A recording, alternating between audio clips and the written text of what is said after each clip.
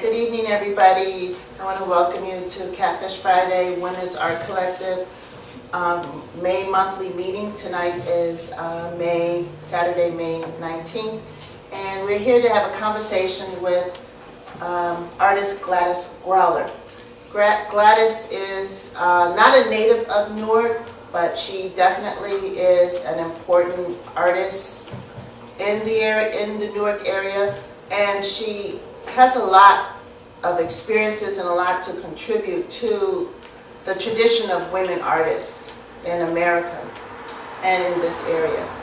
So I felt that it was important that we meet some of the women who are in this area, who have done some extraordinary work and have experienced some extraordinary challenges, and hear their stories, find out, what they've done, how they've overcome certain obstacles and things like that, and progress with their careers over a number of years. So we're very fortunate that Ms. Grauer has agreed to come and share her experiences with us. So let's just give a warm welcome to Gladys.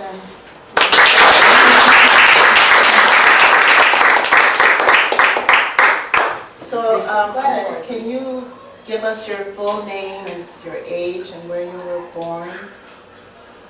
That's a lot. My full name is Gladys Barker Grauer.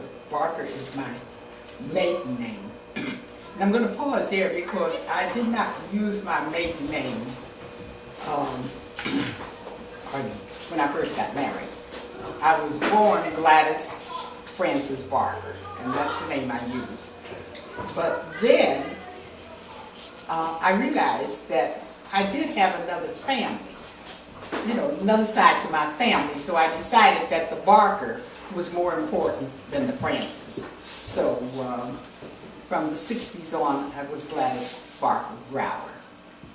That other question, how old am I? I'm 88, I'll be 89 in August. Wow.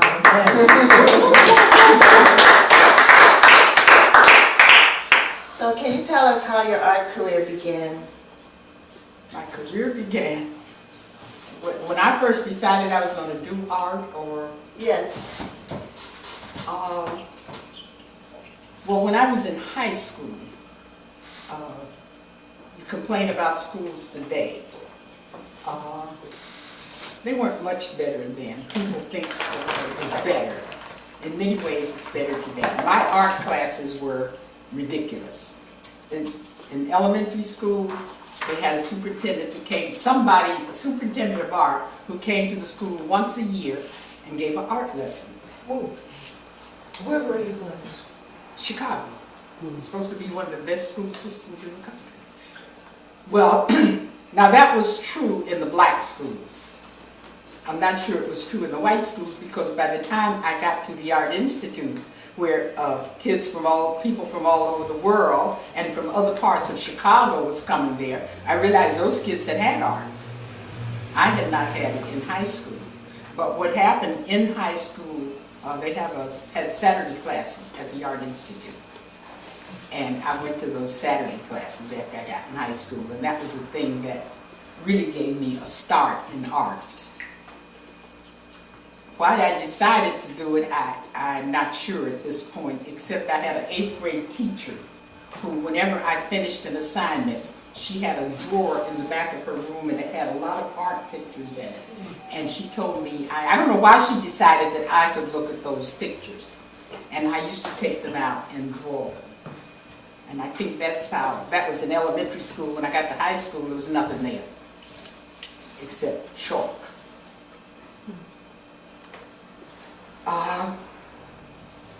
Well, after I got to the Art Institute, which I think was really a wonderful experience, rather than going to a regular college, you did your art at the Art Institute. That was a full day. If you were going for a degree, then you had to get your academic subjects either in evening or Saturday schools. But it was a full, and it was wonderful because you were from 8 o'clock in the morning until 4 o'clock in the afternoon, you did nothing but art. Wow. Where if you went to an academic college, you'd have maybe 2 or 3 periods or 6 periods a week or 8 periods a week, but not this full day. And that's why I decided. Did you have to pay for the classes at Art Institute? Oh, yeah. You mean on Saturdays? Yes, Oh, Saturdays. yes. Now that, I'm glad you brought me back to that, see, because my mother was a day worker. And I don't really want to go into the day work. In Chicago, well, I will. It's interesting as far as women. See, I'm going to deal on women because my mother was a very interesting woman. She was from Alabama. Her mother died when she was 5 years old. And if I dwell on this, it's interesting. Her mother died when she was 5 years old and left 5 children, my mother being the next to the oldest. My grandfather immediately married a woman who had 5 children. And I've seen pictures of her. She looks like she's 15 or 16 years old. And every time I look at that picture, it just upsets me so.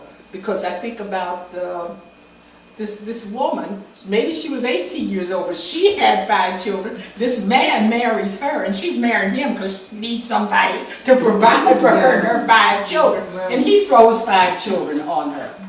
Well, my mother hated her. She said she was mean. And the reason I'm telling you that, I don't think the woman was really mean, because I know the other children now, my cousins, and my aunt, which was been my mother's half-sister. But my mother, I think when she was a teenager, her father brought her to Cincinnati because that's where the rest of his family had moved to Cincinnati. They all moved out of Alabama. And she came to Cincinnati. She was, by the time she was 20, she had had 2 children. I think she went to high school. She wouldn't tell me this, but I can figure. She probably only got 1 year of high school.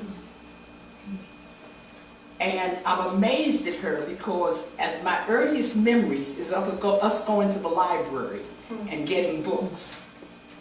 And her, I remember her, she used to lie in the bed with a pillow in back of her with her legs crossed and read books. And you know, they talk about what parents don't do for children. This woman, whatever it was in her, she read a lot. And therefore, I had books and I read. And but when we got into the adult, you know, after I was born, and my father was a veteran, and he was in the Veterans Hospital from the time I was like 2 years old.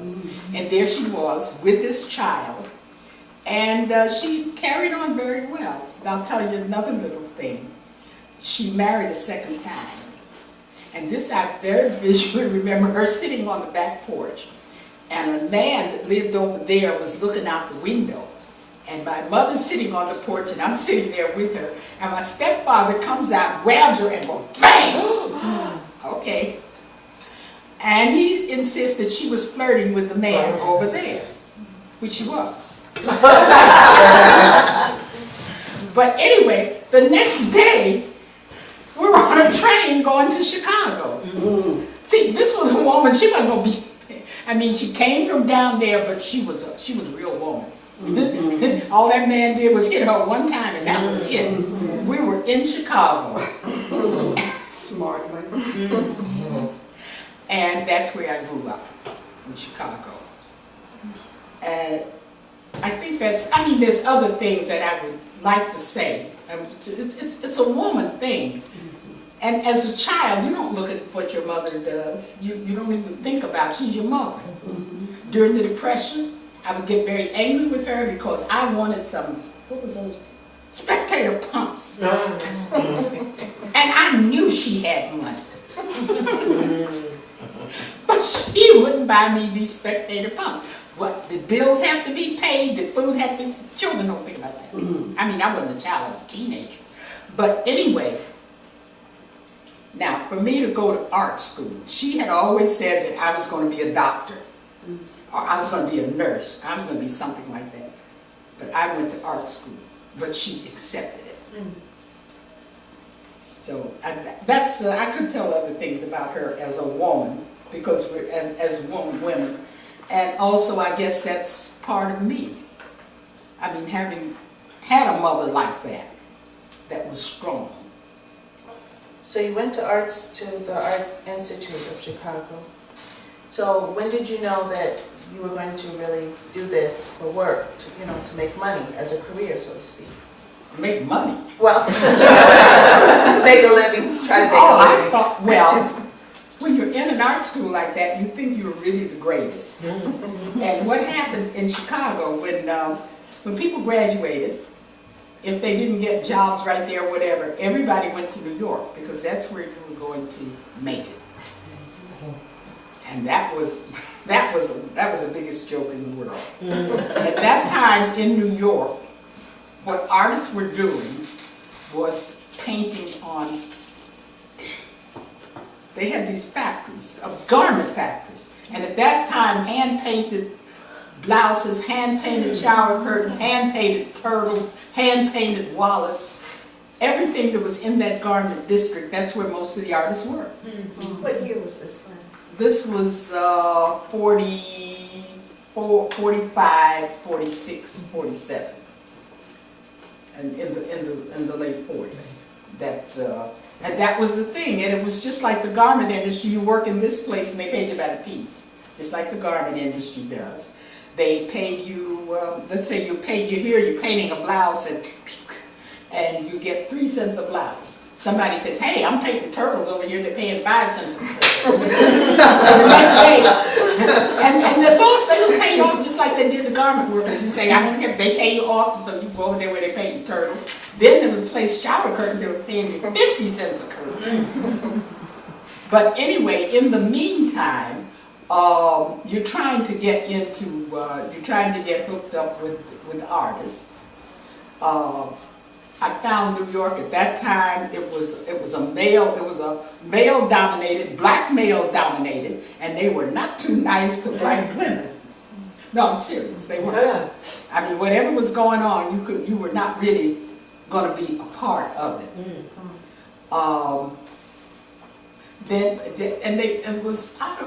I don't know, it was really very superficial. And I got a little discouraged about whether I was going to really make it in New York or not. And then I got a job, I got married, right? That's a job. I got married, and my husband and I were living in New York, but both of us have our jobs are in New Jersey. So we had friends that lived in New Jersey, and they found us an apartment, so that's how we got to Newark. But also, one part I left out of my thing in New York, and even when I was I'll go back to my art institute. At that time, the youth were very politically active.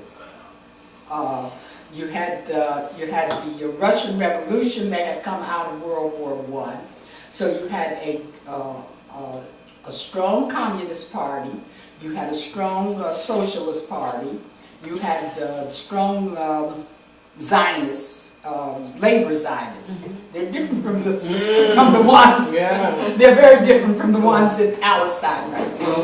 But so you had these radicals plus the youth, and therefore there was most of my education at the Art Institute was in the cafeteria and after school where these kids would debate social issues. When I came to New York, of course, New York is the greatest. If you're politically active, New York is the greatest place. Every week there's a picket line. Every week there's a march. Every week is in Harlem. You know, they have street corner meetings. The Garveyites and the socialists put up their little thing, and then they preach it.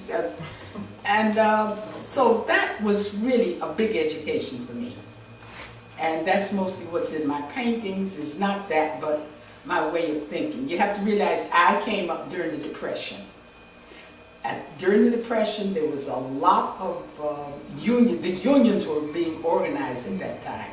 The Wobblies, the Socialists, everybody was out because these parties were strong. And he turned it around with things. So that's that's the era in which I grew up. That's the era in which I was formulated. So when I came to New York, I was very happy there with the picket lines and this, that, and the other. And then when we moved to Newark, I found it much more, I could be an artist here. It was how should I put it? It was much calmer. It was really a very, very nice atmosphere. I think when I first came, yeah, I was doing a lot. I was able to do a lot of painting, and making money. I made money doing T-shirts. T-shirts? Yeah, T-shirts for the schools. Then I got a job in what was it, Newark school system. That was very interesting too. At first, I started out as a substitute. And I took the place of a teacher who was having an operation or something like that. She wouldn't be back for the rest of the year. And I went into the room and there was this cabinet, all just shelves and shelves and shelves. And the kids were using crayons. That's all they did when they came in and passed out a piece of paper and gave them crayons. And I looked in the cabinet and there was paint, tempera paint, colors I'd never seen. Just rubber. She'd been ordering them for years, but they'd never been used. And there were paint brushes and all that, and I thought, oh, this is great. So I set up, well, whatever it is, I had the kids painting, and the supervisor, her name was Miss Domino. Miss Domino checked on the schools every 3 months or something like that, and it was so happens that she came in to check. And she just stood and she looked, and then she went into the other room. There's another art teacher, Mr. Morello. Did you know him? No, all right. Arnie and all of them knew Mr. Morello. After she left, Mr. Morello came in to me. He said, Mrs. Grauer, you are in trouble. I said, what? He said, I thought she was going to faint.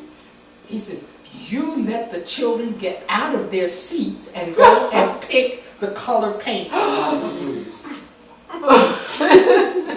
That's right, the next day I was out. Oh my goodness. Oh my. What school was that?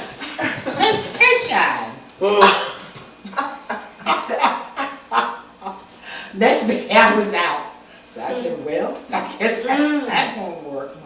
Then the next, after that, I did work in the school system, substitute art teacher at Central, at Warren Street, and those worked out a little better until she came around, I think after I was subbing for about a year. At that time, it was, I don't know if you know the history of the Newark school system, but I spent many weeks and days and all that down at the Board of Education. That's where I met your mother when we were having the fights with the schools. See, I did more fighting than I did anyway. But anyway, I was there for a couple of years, and finally Miss Domino comes around to check on the art teachers. And I wasn't doing anything that she didn't like, but she didn't like me.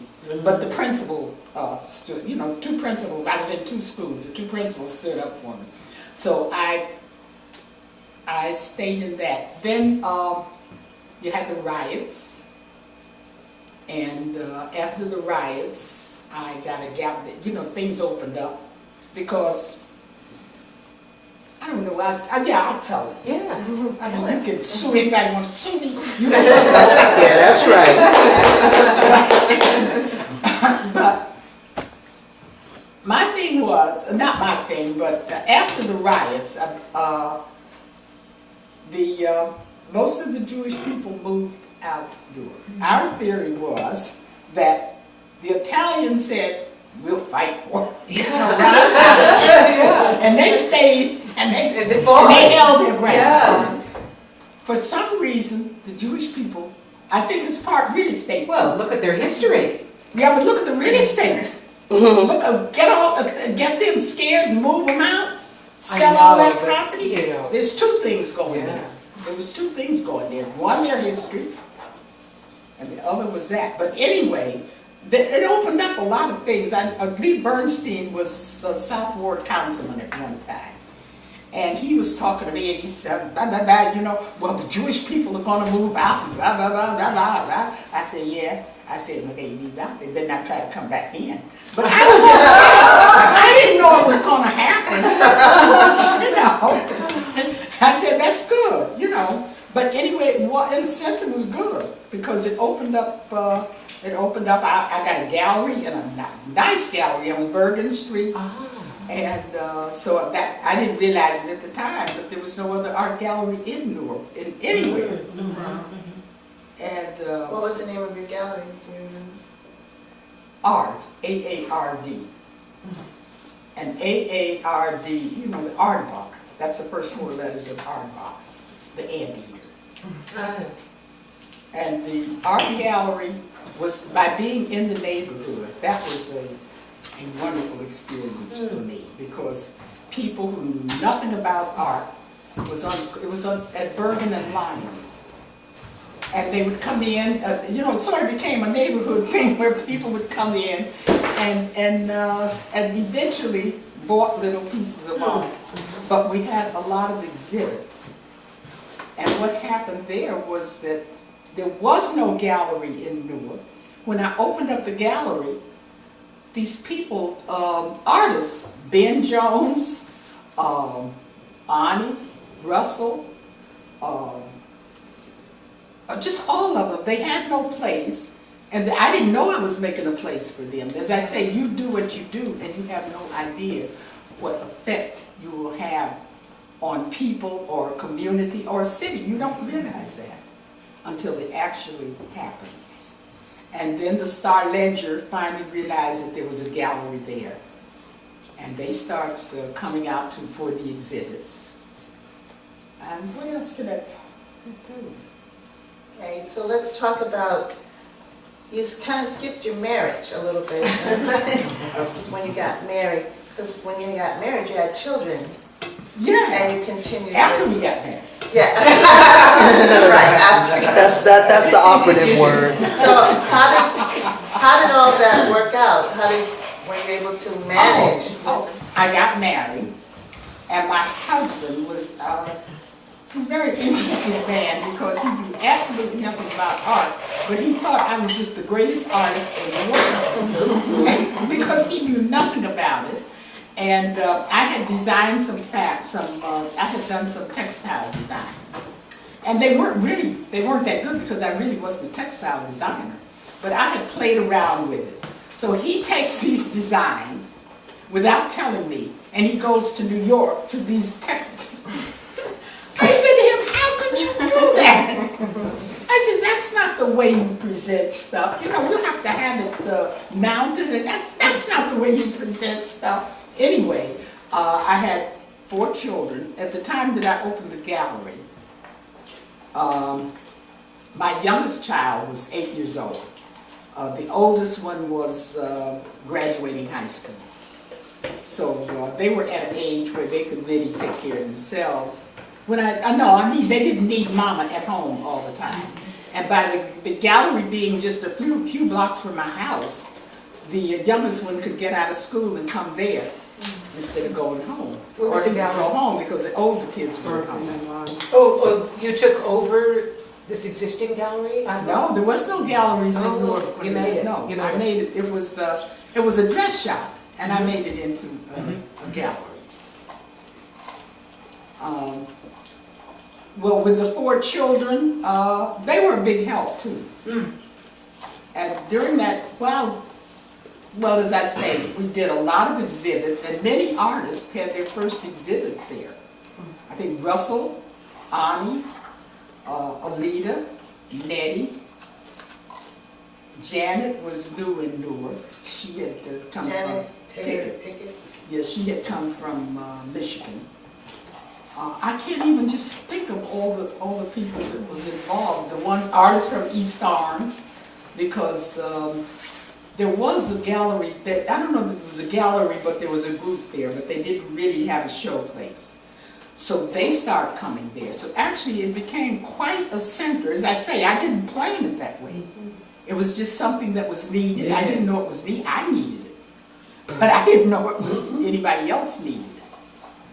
And now I'm going to tell you something interesting which should be a help to you. I'm not one who loves police. As you see in some of my paintings that I have Law and Order and Eleanor bumpers and pieces like that. And Ben Jones says to me, I would like for you to meet with the police director. I said, I don't know. But then I realized that I had to. You know, I'm skipping a lot of stuff. I'm 88 years old. There's a lot of things. Thing number one, let me go back to what organized. We had the gallery, and then all these artists started fluctuating in.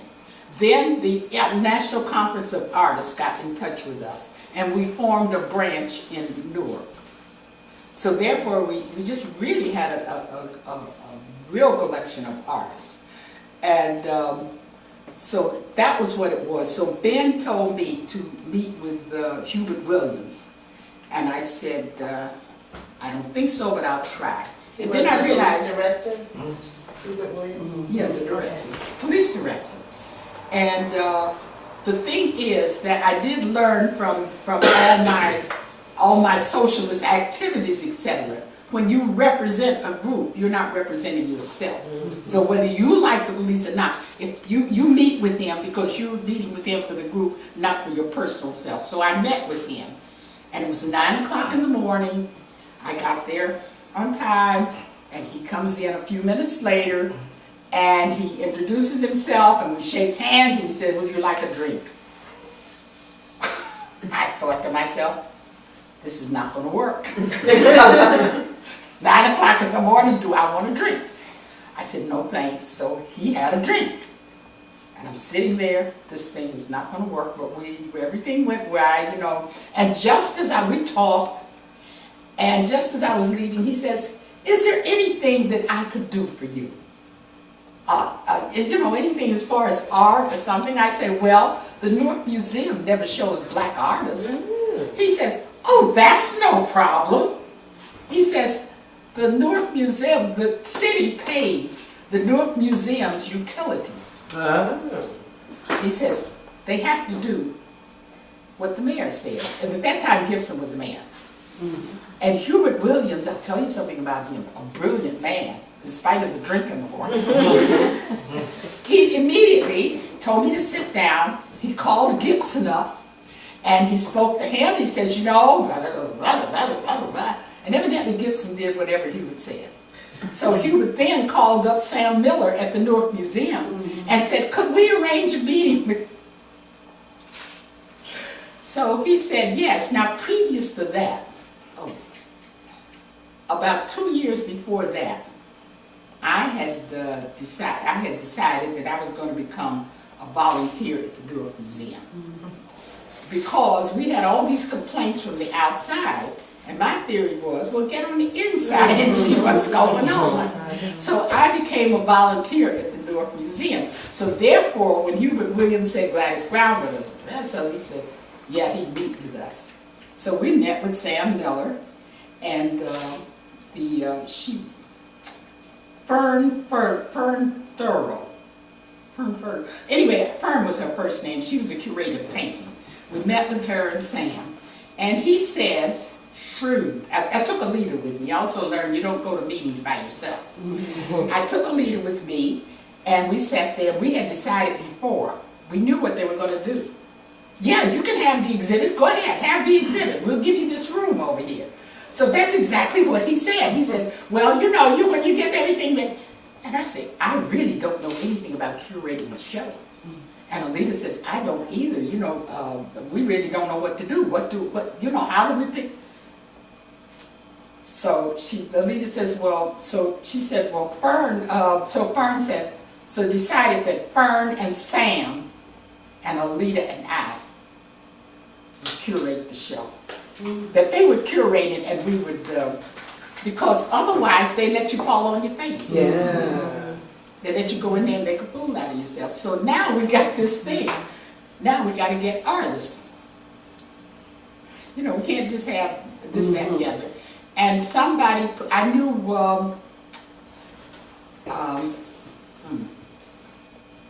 I'll think of his name in a minute. I knew him because he had come to Chicago once and talked to us. So we went down to visit him. He put us in touch with the man at the Trenton Museum.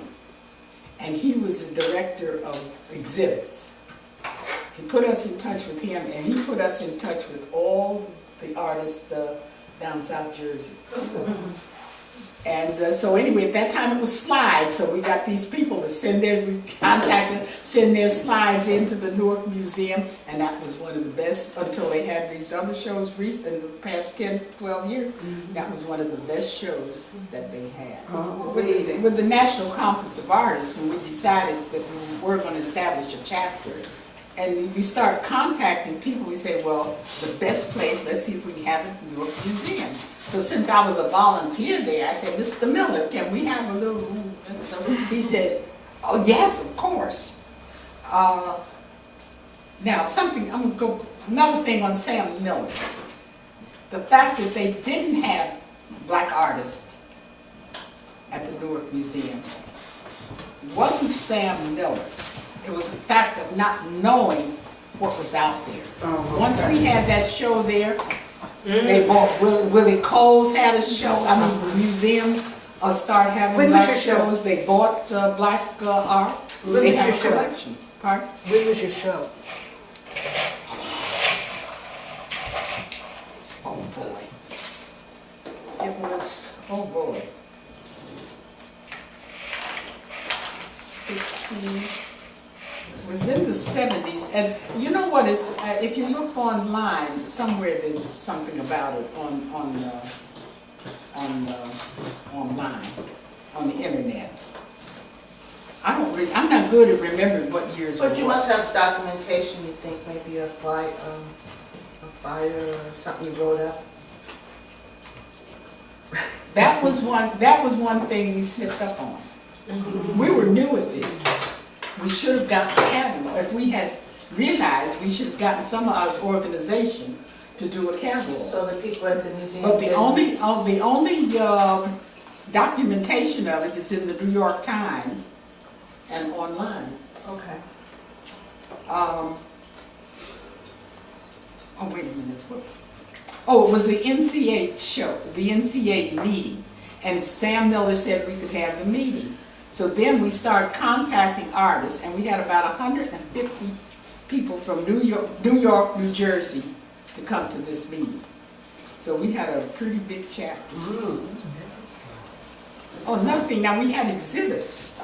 Let me tell you something. During the 60s, after the riots, there was nothing going on in Newark in art except what we were doing. We didn't realize that either. But there was Rutgers had a women's group. Judy Brodsky had the Women's Caucus for Art. But they exhibited outside of Newark. There was no exhibiting in Newark. And then after several years after we got started, Victor Dobson got a gallery, and he was exhibiting. But we exhibited Bell Lab. No, not Bell Lab, but that was outside of Newark. There was a building downtown. Which one was it? Western Electric? It was a mutual. Mutual Benefit had about 3 different shows. There was no art. There was no exhibits here for these corporates. Or they had space, but nobody was exhibiting. So we just had the whole thing.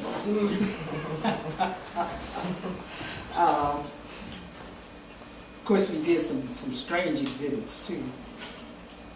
College of Medicine and Dentistry, they had a space. We exhibited there. In fact, we had an exhibit almost every 2 or 3 times a year, but now we're going into the women's group. Now, the women's group came out of the gallery. What it was I had 4 children, And from the time my children were little, I was limited to what I could do. I told you I was printing T-shirts and making posters for people, you know, making posters and things like that, but not really being able to do any real artwork for myself.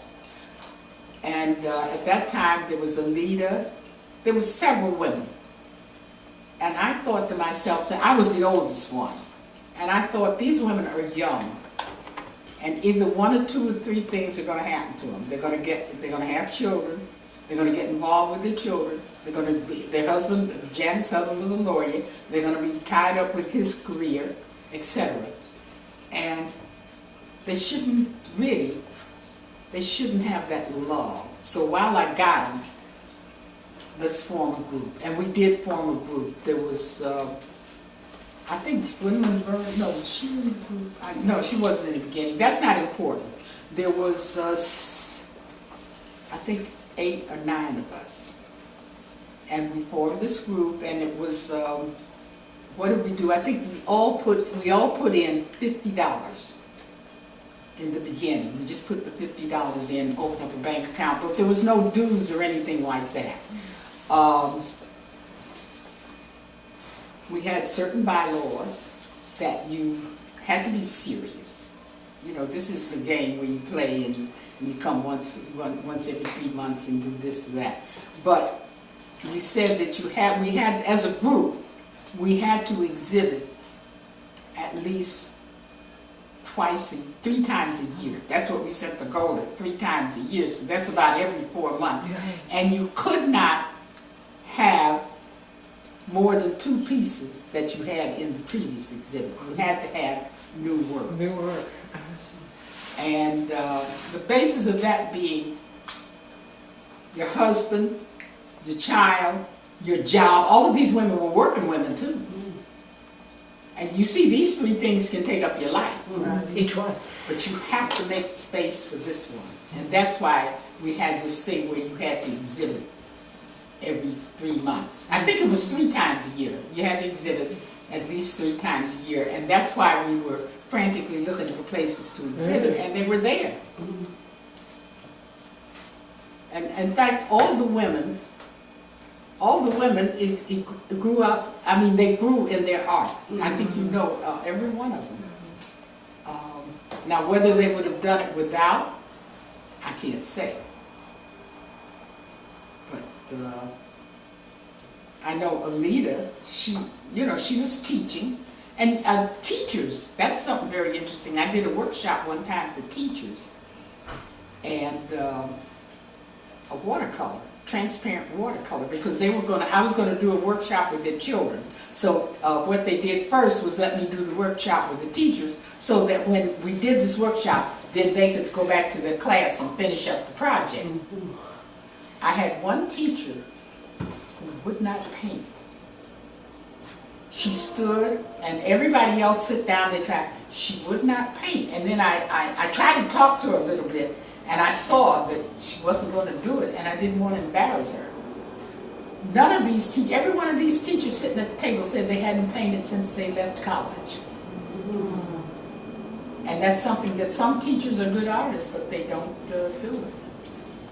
You know, their jobs take up their jobs and their social life and their husband, and they don't have time for this. And that was the purpose of the women's group. And I think most of you women take time for it, but all women don't. And sometimes their husbands don't appreciate it. Janet's husband appreciated it because when they divorced, he got half of her art. He did. He absolutely did. He claimed that she had created this work while she was with him, and she like a fool. He was a lawyer, and she had no lawyer. That's why when I see Robert, I say hello, but I don't. And he runs up and he hugs me, and I think it was awful. But anyway, he got half of her art. Well, Huh? Robert Taylor. Robert Pickett. Oh, Pickett. do you want to say anything about the work that you're doing now? Or you're studying painting, of course. Well, right now I'm into installations. Oh, well, you saw, yeah, I'm still working on that one. I gotta do a What's child. it called? command. It's the homeless Yeah. family? Well, the homeless, I've been on that scheme for quite a long time. From the homeless, I went into corrugated board. From the corrugated, I went to plastic bags, weaving. I think you said, Where you had that here. Yeah, well, you know what? I work with almost anything.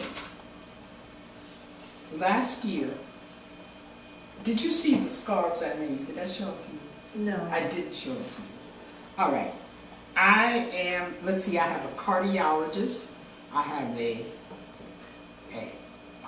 let's see, I have a cardiologist, I have a breast doctor, I have a hematologist, and oncologist, and there's something else I can't remember. Eye doctor.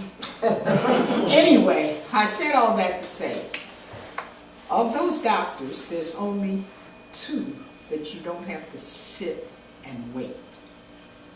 So in order not to scream or cuss them out or anything like that, I always take knitting with me.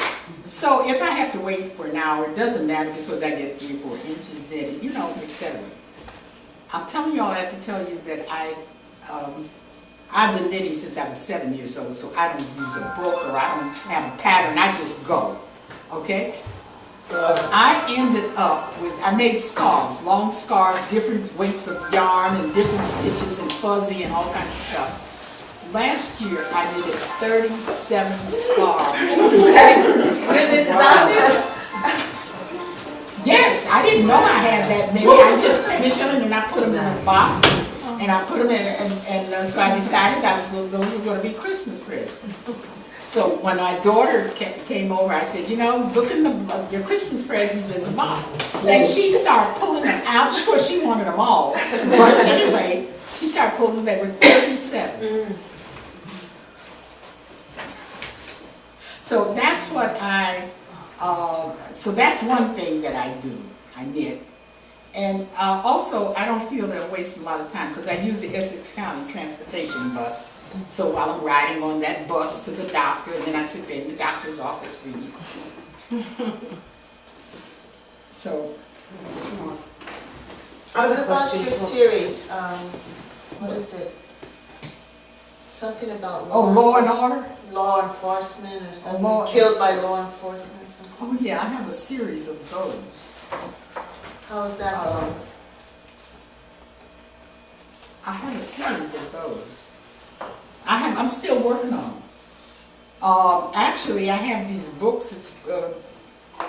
There's 2 of them about so thick, and it has. I mean, on each page is at least 10 or 15, about 10 or 20, 15 names on each page of people killed by police. From I think from 1980 something to it's unbelievable. Wow. It is unbelievable. Without cause or like accidental or just police brutality. Well, these are usually unarmed. It's unarmed Okay. people. Yes. There was one case of a man who he was a block watcher or something like that. He called the police up because there was somebody, he suspected somebody doing something. So the police came and blew him away. The first one they saw, that was him. Oh, God. And something very interesting, because I've combed through the thing, and you read the names, you can tell most of them. They give you some background, just a little paragraph on each person. Most of them are black and Hispanic. That's the majority. Indians, I think I only ran across maybe about 3 Jewish names. Doesn't mean that that's all there is, but as recognizable names, about 3. And each one of them, it's very interesting. They're in different sections of the book, but the thing is that it was suicide. They wanted the police to shoot her. That's what they say. Like death by cop or something Well, I like remember that. there was one like that in New York, then they said the guy, what did they say, suicide by cop? Yes. Yeah. Suicide by I don't know why they have to accommodate them. And then you have women's names that obviously are not, by the name, you think it's not a black person. Those are usually their cops, it's their husbands or their boyfriends. They're both, yeah. Yeah. Very interesting. But let's see, I did the two pieces that were, I had, well, I don't know, do you know that I had a First Amendment case with Morris County? No. Oh, yes. It was Mumir Abdul Jamal. He's in Philadelphia. He's been in, it's over 10 years now. He's been in prison, supposedly killed a cop. Oh. Half his life almost. Yeah. And then there's Paul Pierre, who's an Indian. Leonard, yes. And he's been in prison, I guess, 20 years. Yeah. But anyway, I did it's a weaving, and then it's plastic. And I painted on the plastic. Now, I had no idea it was going to create this sort of thing. It was in the show in Morristown. The prosecutor told them to take it down. And the guy who runs the art in the atrium, he's a lawyer. He took it down. He had him take it down. My son, Russell called me up and said they took your pieces down. This was the night of the opening. So my son, I called my son up, I said they took my pieces down. So he went up there and he talked to Craig. He said, you can't take it down. Craig said, but he wanted me to get it down. I said, but you know that you can't take it down. They took it down.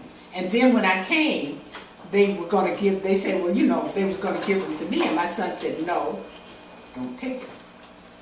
Leave it there. You put it on the show and leave it there.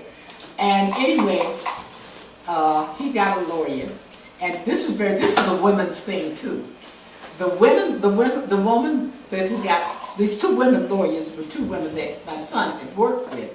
And they were excited because they had been in practice for 30 years and they never had a First Amendment case. So they were glad to get it. We get down to the court. The judge is a woman. When the lawyer from Morristown came down, he brings this woman with him who is she's a maintenance person or something like that. She was the one who took it down. So Rubinazio is the prosecutor who said take it down. So he did not want his name in it. So they put her. Oh my God. This was a whole women's thing. She was the one that had to she took it down. So they said it was her who took it down. So they put the blame on her. They put the blame on her. But anyway, by the time the judge had to read the whole thing, so we were sitting out there for a couple of hours. And about every half an hour, the lawyer would come over. He said, well, look, they said they'll hang it back up, but you have to, he says, you can't discuss anything that takes place here. So so my lawyer said, well, what do you think of that? I said, well, I can't promise that. I said, because right now, I am so excited, I can hardly wait till I get home to get on the telephone and call them. I said, so I can't promise anything like that. So then he comes back about a half an hour later. Well, they say they'll hang it back up if you take Rubinazio's name off. So my lawyer said, well, we can't, otherwise we have no case. In fact, when she got there, she thought maybe they didn't have a case. But as soon as they started trying to bargain with her, she said, we got it. We got it. What they were trying to do now is, if it had gone into the judge and the judge made a ruling, then I could sue for damages. They didn't want a financial damage. So it ended up, they would pay my lawyer's fees. And, you know, I didn't have, I mean, I wasn't interested. Not that I didn't want money, but I wasn't that interested in it. Just get the thing back off. So that was, and actually, I tell you, I got more publicity out of that than the Star Ledger. Because what happened was, instead of leaving it quietly, the Morristown, what are they? What? No, What are they? the- Anyway, they went to, they had a big spread to the Star Ledger. They're not gonna have any more exhibits in the atrium and and artist this and artist that. And of course, they got response from other artists and it went on like for 3 or 4 days in the Star Ledger. Yeah. I said, that was better than money.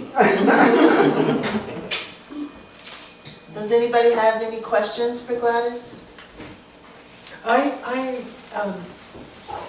also a knitter. But I have not found a way to mesh my knitting and my painting or my art. How do you do it? Well, I'll tell you what I do. First place, I get a whole lot of different colored yarns. I guess when do you meet? You meet here on Saturdays?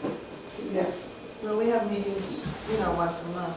Well, We have knitting circles here. I told you about the knitting circle we had the first of the month. Yeah, I could come and bring what I do. We could do a knitting circle in With June. what I do with the knitting is I have a lot of different colors.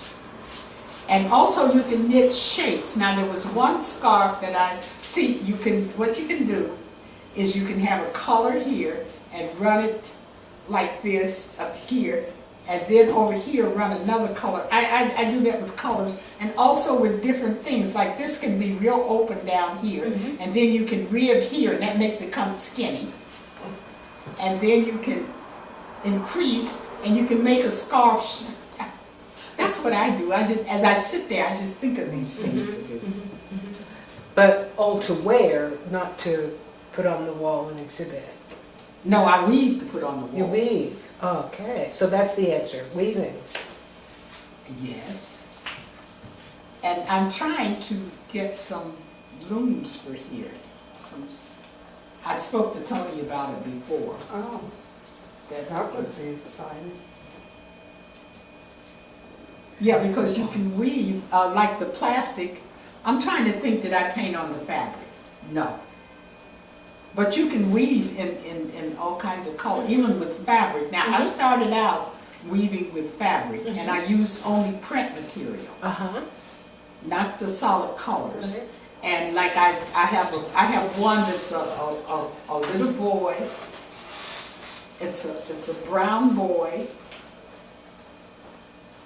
and a white boy, and a black boy, and a yellow boy. And they have different colored clothes on. And the brown is a fabric that has brown and white in it. That's the brown boy. And each fabric, and then plus the clothes is a different color. So you can actually do a lot with weaving. Weaving. And also with I find actually with the fabric, you can do figures better than you can with the plastic. Yeah. Oh no, but I've done figures with the plastic. Well, you painted on your woven Yeah. back. You wove the background and you painted on top. Yeah, I wrote, but I did the heads and then I painted the eyes and stuff on it. And some of them Your homeless family installation, I live on this block, and the first time I saw it, I was coming home from the train station at night, and I saw this installation in the window. I actually thought there was somebody sleeping in the window of the gallery. So did I when I came. I said, wow, somebody's. But I thought they were just there waiting until we got finished with the meeting or something. Somebody hanging out there. That was very interesting.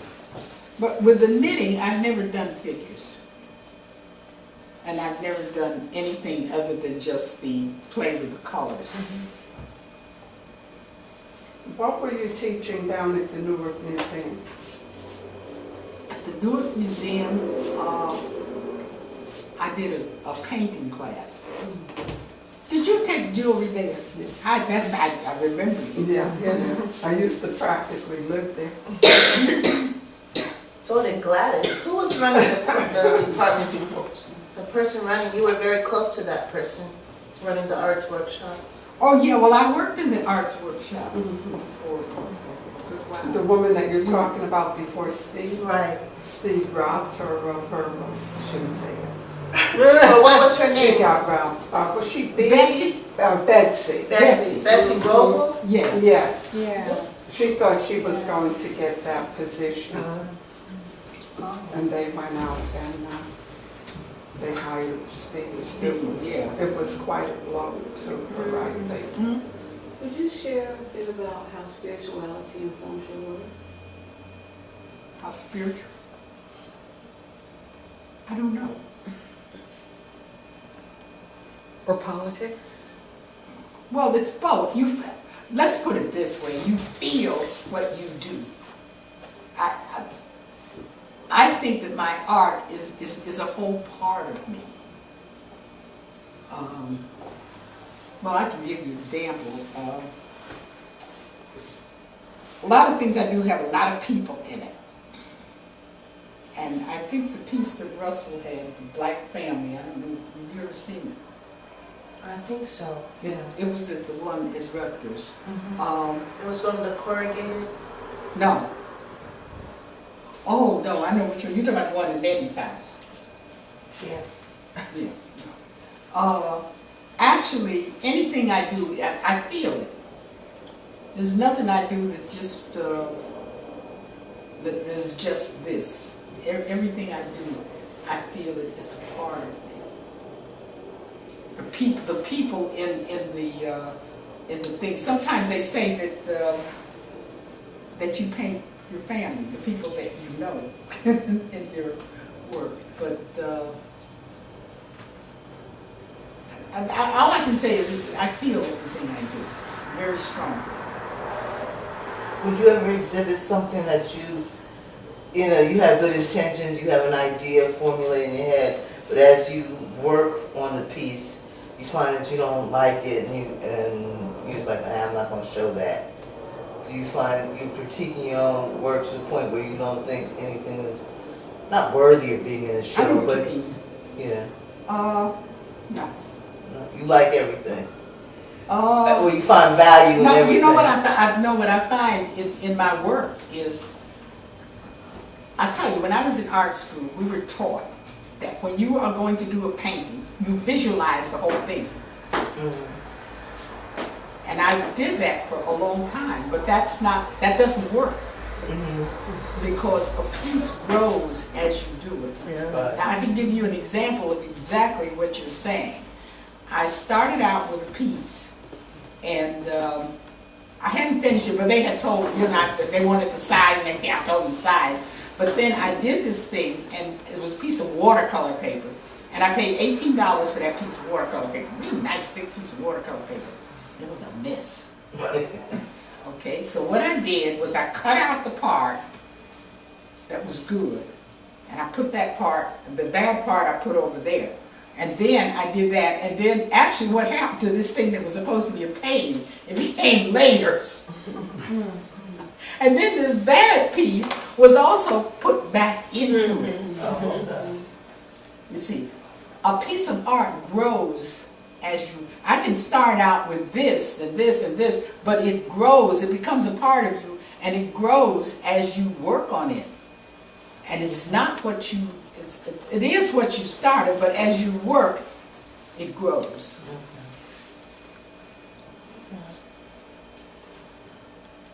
Do you see yourself as a part, or I should say, which part of American art history do you see yourself in? I don't know. I don't know. I never thought of myself. The only thing I can think of, as I said before, is what I did. At the time I was doing it, I didn't realize that I was making a little history. That wasn't what I was doing. It just happened that way. I look back and I can see now what was done. But I guess, I don't know. Is that the reason why it's so important to participate?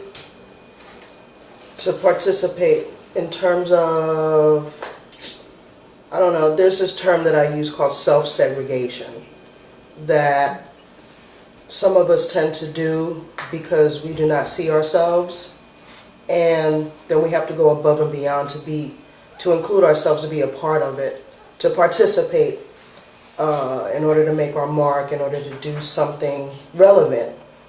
How do you view participation? No. As I say, I just do. Now, I do know that, let's say as far as black artists were concerned, you can go back earlier to these Hudson River painters and all that. They wanted to make a way, and therefore they didn't do black subjects. They did landscapes and all sorts of things like that, but they did do black subjects. You also had a certain period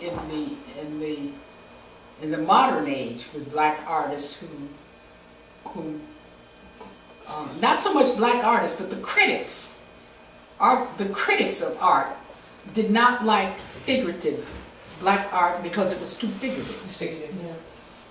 That's still the case. Yeah, but you see, I don't give a dog. This is, I do figures. Yeah. And that's it. And that has nothing to do with the quality of the art. I mean, the art critics, I think what they want you to do is what the Hudson River painters did, to be accepted in the broad sense, in the broad art world, was to not be so black. And or not be so womanly. oh yeah, absolutely not. I just You have finished, to, but what you do, every piece of artwork, I think, identifies you. I have listened to people. I'll have something hanging, and as I said, my husband thought I was the greatest artist in the world, and he would go to exhibits and really embarrass me because he'd argue with people. yeah. Somebody said something, he'd say, well, but anyway, I listen to people, and they think they know what you were saying up there. And that's why when I go to galleries and the docents are going around telling me, and I'm thinking to myself, you have no idea what that artist was thinking or feeling. Actually, not what they think, what they're feeling. And each person that looks at a piece of artwork, you don't look at that with the same baggage as the artist that paint. You look at it with your baggage. Well, speaking of baggage, I was just lucky enough to do a residency at Yale this past semester. And I sat in on a terrific class by the poet Elizabeth Alexander. She's the woman who did the poem at Obama's inaugural. Yeah. And it was on black art. It was, poetry, music, all sorts of things. And when she got to visual art, she said, and the visiting artist that time, who was Lorna Simpson, and before that was Carrie James Marshall, they all said that part of what distinguishes black painters from non-black painters is the weight of stereotype in the culture. That black artists always have to deal with the anti-black stereotypes. Do you think that's still the case? You mean they consciously deal with it or subconsciously deal with it? Either way, but that it is an important part of their visual thinking. It's a part of it. Yeah, of reckoning with the weight of anti-black stereotype. Well, you know what? Actually, we deal with the society in which we live, the culture in which we live. And I'm going to give an example. I hope it doesn't go too far the other way. I'm going to use Obama. Yeah. I find him an absolutely fascinating man. I don't agree on his politics. I think he's conservative as hell. Yeah.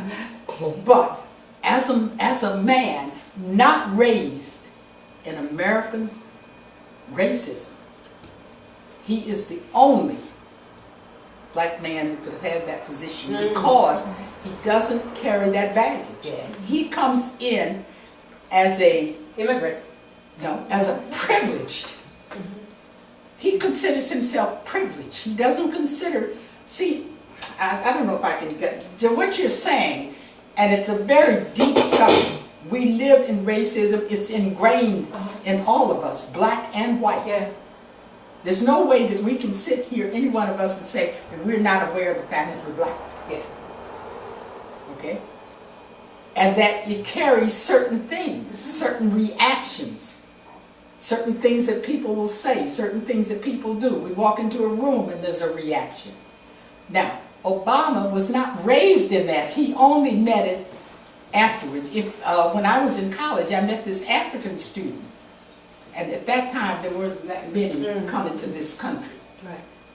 And his thing of racism, I was just absolutely amazed looking at him because he had no, and he also was from a royal family. So he was very, very high class. And his thinking and our thinking was not, thinking was not the same. And that's what I'm saying. When you say in our artwork, of course, it's in our artwork, either conscious or subconscious. We can't get away from it. It's part of us. Just like you can't change the color of your skin. You can't change what's inside of you and what all your life experience has been and what your family has told you and what they have experienced and passed on to you. So it's still very pertinent. Yes.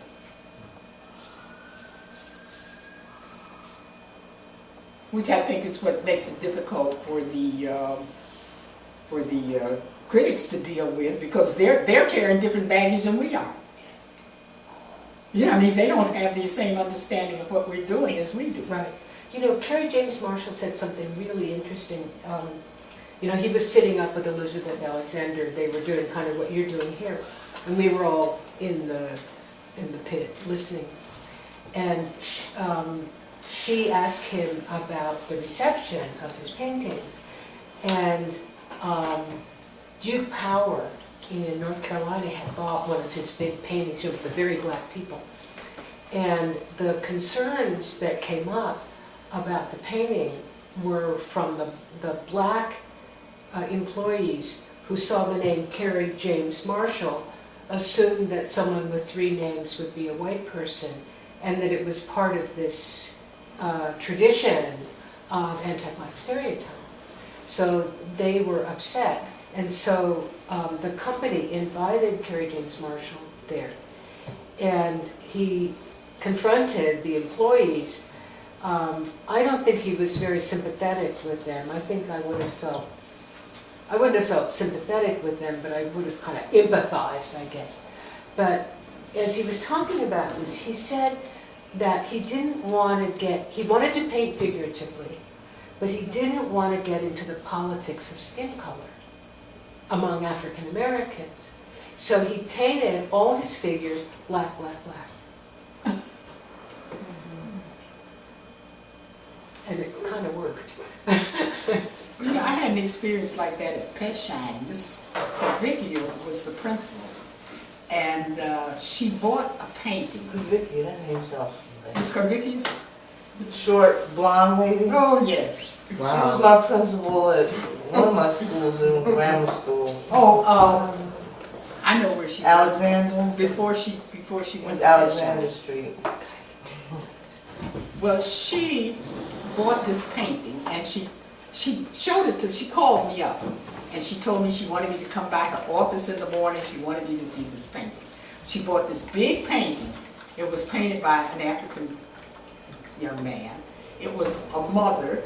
She's kind of heavy. She's sitting in the chair, and the kid is leaning on her, looking up at her. I thought it was absolutely beautiful painting. She put it up in her office, and at that time there was still the school was still sort of integrated. There were white people there, and this one woman who was Jewish was a neighbor of mine. She and got some of the mothers together, and they protested. So she came to me because I was an artist, and I said, what are you talking? Well, I said, what are you saying? Because she doesn't, she looks like a mother. I said, she looks like most of these kids' mother than what you're talking about. Well, she's fat. I said, well, this fat mother. But anyway, they made such a fuss. She took it. She took it down. But it was in her office. Yes, It was she her thought it was a personal- good thing. I thought it was a beautiful painting too. And she liked it because the kid was leaning on his mother and looking up at her, and she thought it was so touching that she thought all the children and the mothers would love it. Yeah. I'm going to end the meeting now so we can stop taping.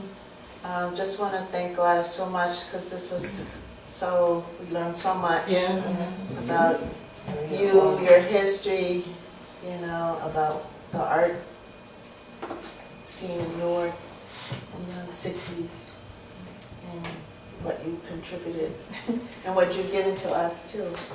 Thank you so much. I think